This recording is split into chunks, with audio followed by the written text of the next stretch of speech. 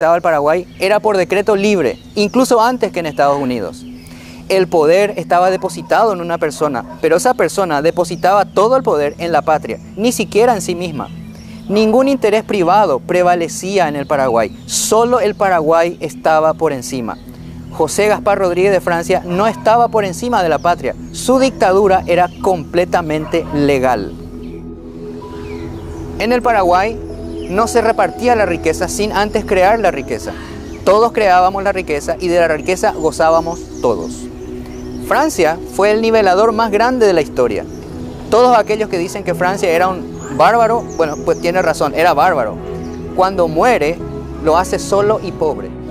Él es, en realidad, el personaje central de nuestra historia, y no el Mariscal López. Sin hacer un discurso anti-riquezas, por primera vez y última vez en el mundo, los pobres eran libres y las cárceles estaban llenas de ricos. En realidad, lo que estaba tras las rejas no eran los ricos, era el poder extraño a la patria. Era por primera y última vez en el mundo un país sin privilegios, donde solo desde este punto de vista se puede decir que la historia del Paraguay independiente es más importante que la Revolución Francesa misma. Aunque quizás a muchos les sorprenda o no, quizás hasta no les agrade este comentario. En quinto lugar, el Paraguay no tenía deudas. Sus cuentas, sus números, su balanza comercial, su producción, todo, absolutamente todo estaba en orden. No había dudas sobre su administración. Para llevar a cabo sus planes no necesitaba el financiamiento externo. Hoy, en 2015, eso es casi imposible para todas las naciones de la Tierra. Hasta la nación más rica de la Tierra tiene grandes deudas. Incluso destruido, el Paraguay hasta hoy nunca entró en default. Siempre honró sus compromisos. No solo no tenía deudas, tampoco había crímenes. De ningún tipo. Ni asaltos, ni robos, ni asesinatos, ni nada por el estilo. Hay referencias de extranjeros que ni bien cruzaban la frontera eran asaltados. En sexto lugar, todos sabían leer y escribir. Y no lo hacían para demostrar su cultura, sino para trabajar. Leían instrucciones escritas de cómo cultivar y cómo producir. Los índices de alfabetismo del Paraguay eran los más altos del mundo. Era la nación con más alto alfabetismo del mundo. Y lo fue por más de 20 años. Una nación donde todos saben leer y escribir en el siglo XIX. Inglaterra tenía 33% de analfabetismo en 1850. Italia lo mismo. Francia lo mismo. En 1820 Francia tenía un 80% de analfabetismo. En 1850 un 45%. Y eso que ya llevaba más de 80 años de libertad, igualdad y fraternidad.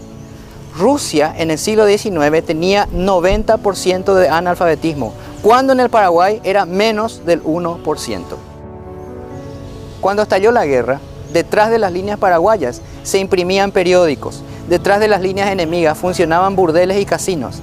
Ninguna nación de la Tierra, repito, ninguna. En séptimo lugar, el Paraguay era un país innovador, tecnológico y superproductor. En el Paraguay del 19 las cosas sucedieron en el orden correcto, justamente por ser un país de diseño. Primero, independencia, luego creación de riqueza e igualdad, finalmente tecnología y comercio, exactamente como debe ser.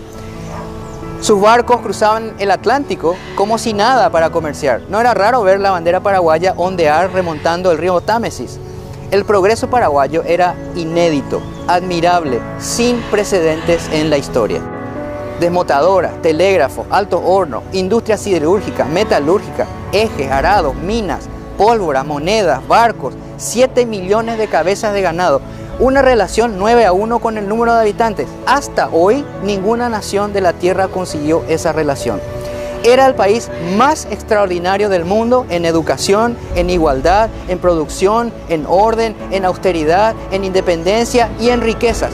Todo creado con el trabajo y no con la explotación. Y todo eso lo hizo solo, sin ayuda de ningún tipo.